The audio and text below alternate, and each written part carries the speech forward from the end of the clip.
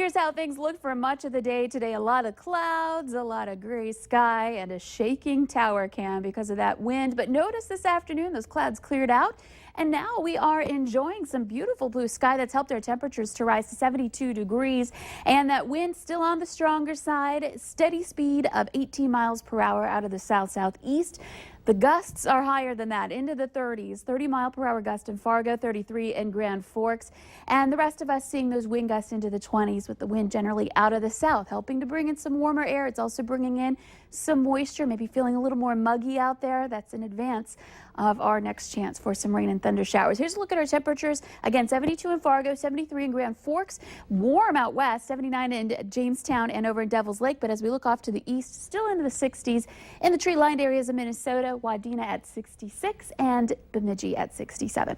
Here's a look at our radar. Mostly quiet, but we're starting to see one little isolated area of rain and perhaps even a thunder shower making its way into western parts of Stutsman County. There are also a couple of other spotty areas of rain as well that we're going to be keeping an eye on. This is going to continue eastward and impact the James River Valley over into the Devil's Lake Basin for tonight. So that's the isolated area of rain we're concerned about. And as we expand the view, you can see we've had the clouds in eastern parts of the viewing area with more clearing, which has helped to allow for some warmer temperatures out west, with more precipitation up to the north and southern parts of Manitoba. And notice it's kind of moving a little bit southward as it moves eastward. So we're going to be concerned for the northern valley as well for tonight. So we've got a very active 24 to 48 hours setting up here. So we'll show you our hour-by-hour forecast right away.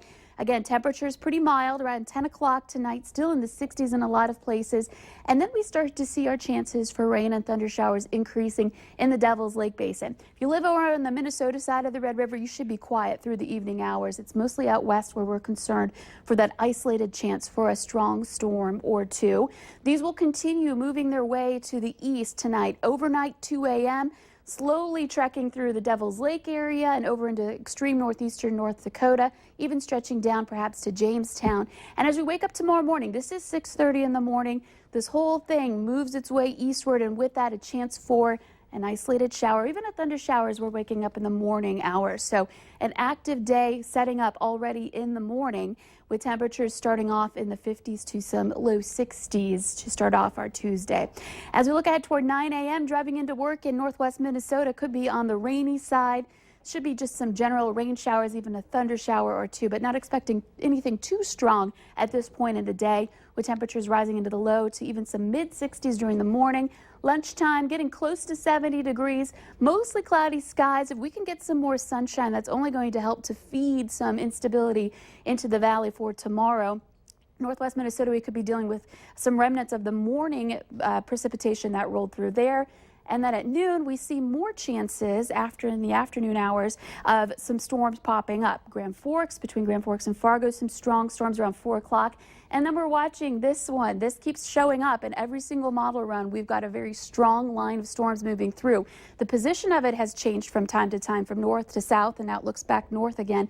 But looks pretty certain that we've got a strong line of storms that's going to be moving through around this time tomorrow night. And that's going to race eastward through the nighttime hours. And notice how it's bowing here, and that's a sign of some strong straight line winds with that. So a wind event with this one, heavy rain, lightning, and hail possible with these storms as they roll through.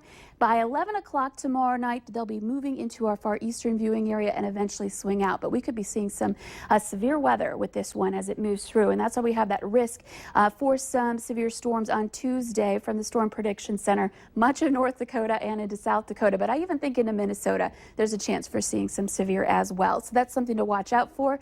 Gorgeous sunset we watched the other night this weekend. Paige Schreiber, 9-year-old, took this photo. Great shot, beautiful colors. And as we look ahead toward the rest of the week, again, tomorrow is that risk for severe storms that may carry over into Wednesday, early Wednesday. Temperatures stay in the 70s through much of the rest of the week. We may get a break Thursday and Friday. It looks like that we're drying out just a little bit, which is good news. But the weekend does look active. Chances for storms Saturday and Sunday. It's always active this time of year. It certainly is. That's why, of course, you want to download the Valley News Live weather app, and you always have it on. You always have access to the latest weather information. All right, thanks, Lisa. You bet. Well, today's Speakeasy Spotlight couple is Helmuth and Phyllis Huber of Fargo. They are celebrating 65 years of marriage. Congratulations, you two. Well, coming up